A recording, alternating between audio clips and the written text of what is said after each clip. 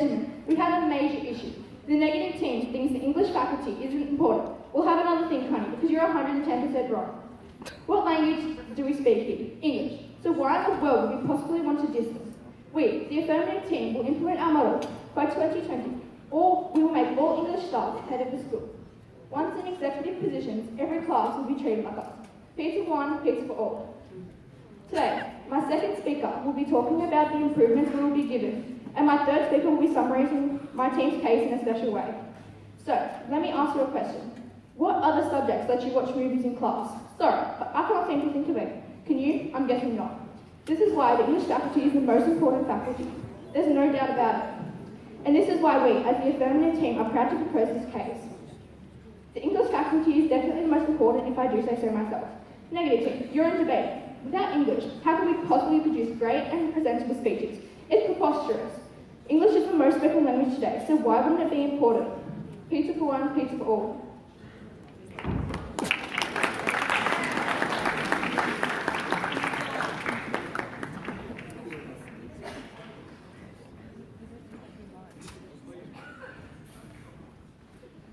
Please welcome the first speaker from the negative team, Laura. Woohoo!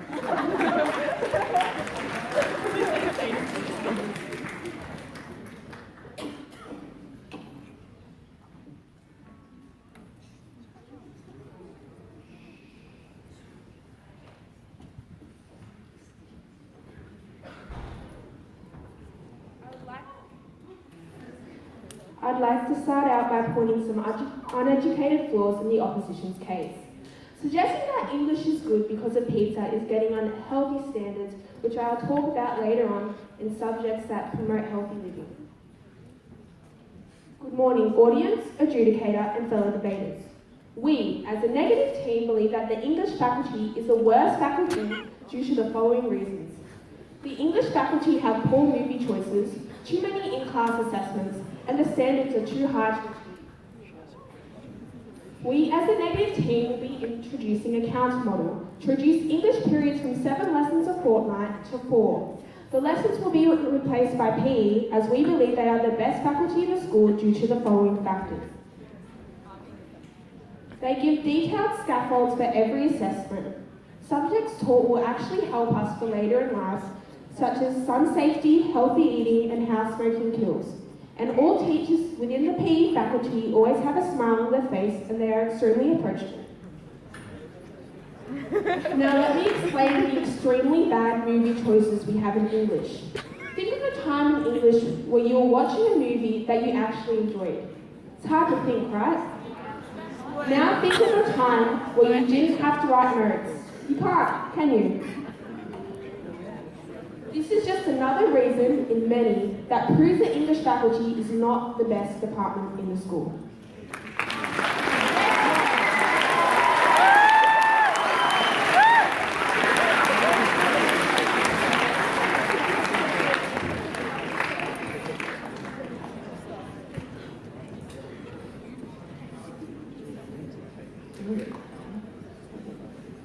Please welcome the second speaker from the affirmative team, Andrew. Woohoo!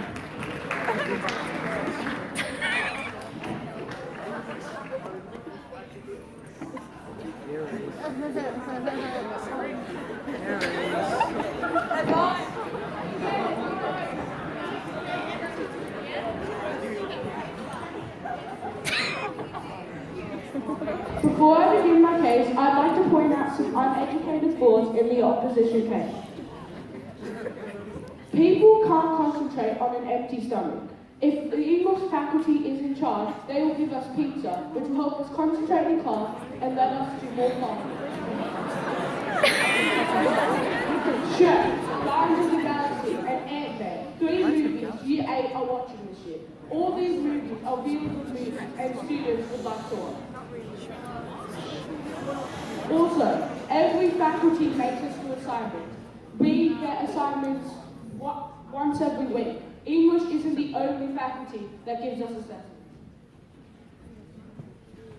Imagine doing classwork on an empty stomach. Now imagine doing classwork in a pizza, for starters. This is what the English faculty offer if they if we win this debate. They are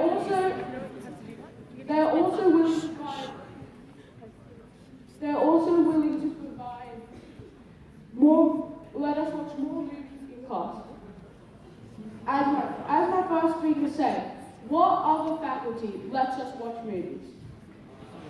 It's better than sure we have to answer questions from it, but it's better than answering questions from a textbook. Now, which would you prefer? To answer from a textbook or from movies? So, you intelligent, creative audience. Which side are you on? The correct side or the incorrect side?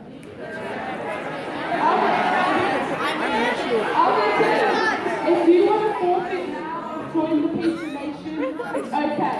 All you have to do is wait for right side. And as our team line says, pizza for one, pizza for all.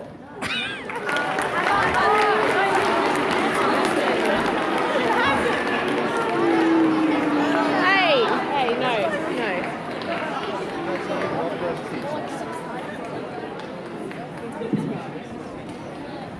Please welcome the second speaker from the negative team, Luca.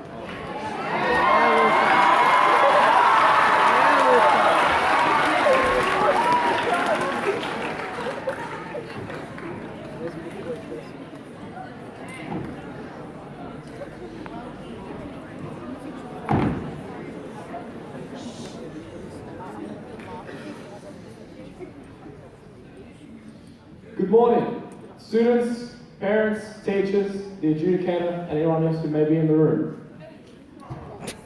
I'd like to point out a certain flaw in the opposing team's argument. Well, movies aren't all education is about, you see. And on top of that, the movie choices are pretty boring. Look bad.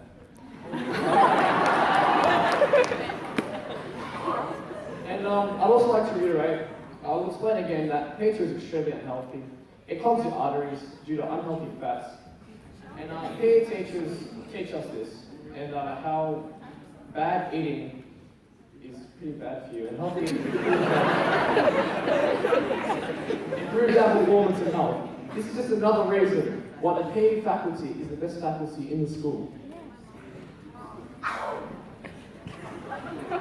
Okay, so today I'll be talking about why the English faculty is way too authoritarian in their pressuring of students to excel, and why there is way too many in-class essays. So firstly, the standards of the English faculty are way too high, and students are being pressured and rushed to do things that are basically unrealistic, especially while we have other tasks due. I mean, we all have lives to live, and stuff to do in our own free time. We don't just spend our entire existence on schoolwork, let alone English work.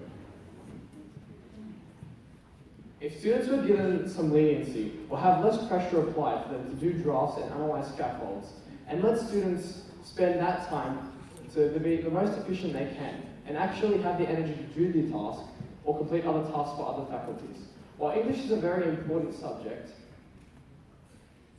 and is looked at very closely by employers and parents alike, it still doesn't destroy the validity of other subjects, such as PE. Now on to my second argument on why we get too many in-class essays, especially ones that we have little time to prepare for. In-class essays, while a good way to test students on the spot, their immediate knowledge of media or a piece of literature, do not allow a student to express their full knowledge of the topic present. Combine that with time constraints and a lingering tension in the room, you have a full recipe for a student to crack. In-class assessments, while sometimes being necessary, aren't justified when they are basically 70% of all assignments in the English faculty. All in all, through my arguments shown, through the high standards enforced by the Department of English on the students, amalgamated with the high-frequency in-class essays that are often mismanaged, this concludes my argument that the PE faculty is superior to the English faculty. Thank you.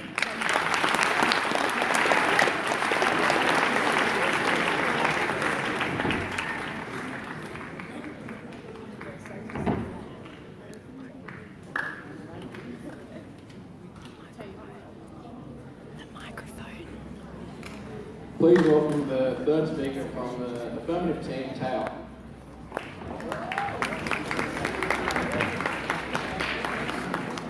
Before I start my team's case, I'd like to point out some fundamental flaws in the other team's case. I'd just like to remind the other team that today's debate is about the English faculty and why it's so good and that why it's the best faculty in GRC PCAS, and the other team is debating about the PE faculty. So I don't understand why I'm debating about the PE faculty when we're really talking about the English faculty.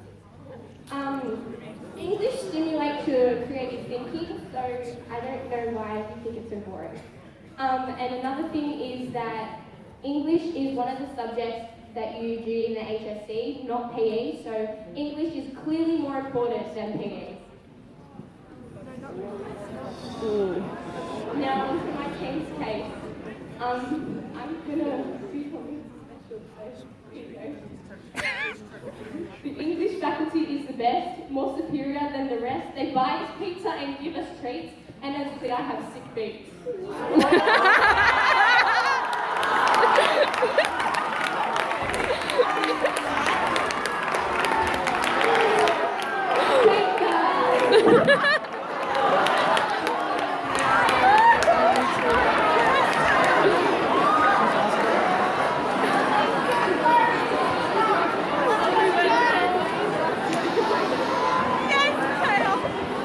I'm so proud of her. That was amazing.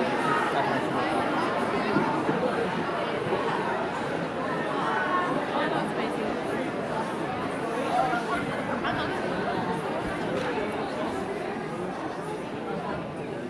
That was weird. Please welcome the first speaker from the negative team, Jack. That is a gym tank. Yeah, he does.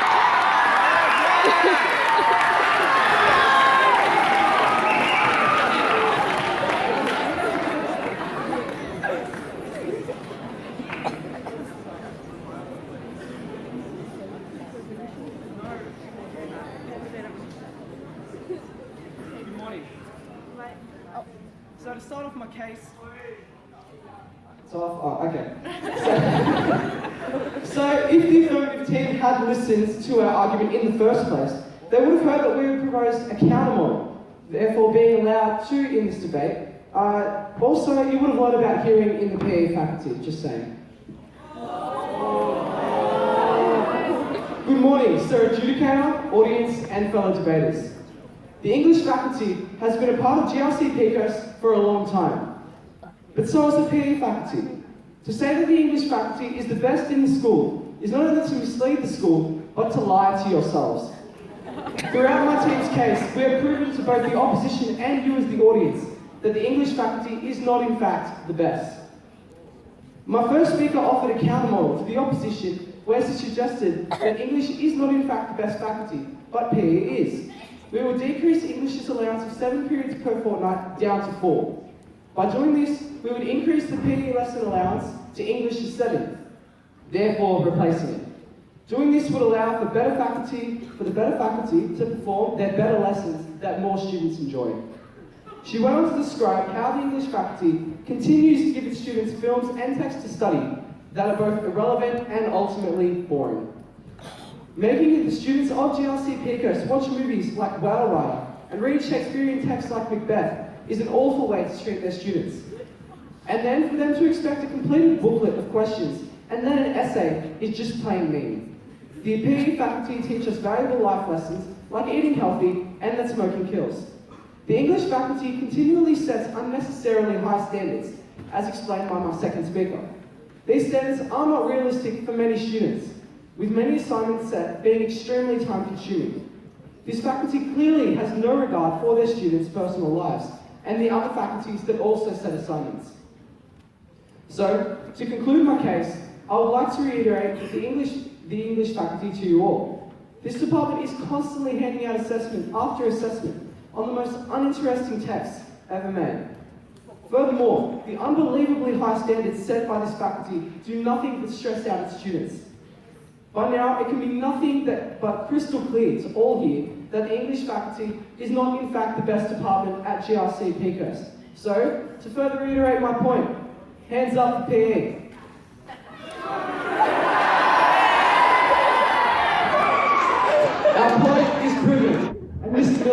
You're looking stunning this morning.